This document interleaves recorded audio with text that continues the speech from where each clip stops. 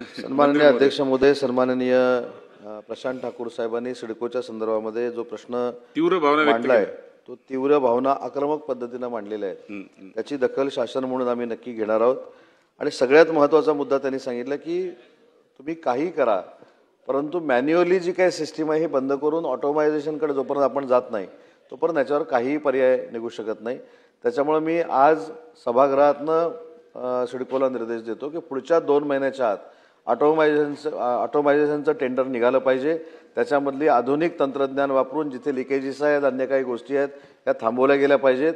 हे निर्देश सभागृहाचे आहेत आणि त्या पद्धतीनं सिडकोनं कारवाई करावी हे आज सभागृहातनं मी निर्देश देतोय। दुसरी महत्त्वाची गोष्ट सन्माननीय सदस्यांनी सांगितली की या संदर्भामध्ये ओसी आणि सीसी थांबवल्या पाहिजेत।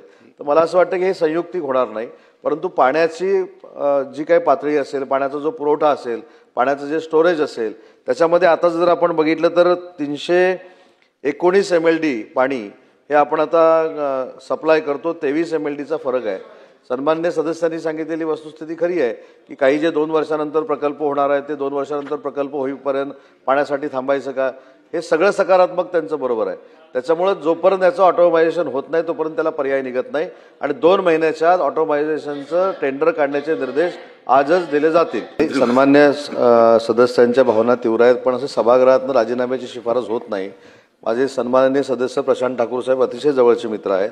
मी त्यांना एवढंच आश्वस्त करू इच्छितो की 2 महिन्यामध्ये ऑटोमायझेशनचं जर टेंडर सभागृहामध्ये आश्वासन दिलेलं असताना किंवा निर्देश दिलेले असताना जर काढलं नाही तर पुढच्या अधिवेशनामध्ये सिडकोच्या अधिकाऱ्यांवर देखील कारवाई केली जाईल।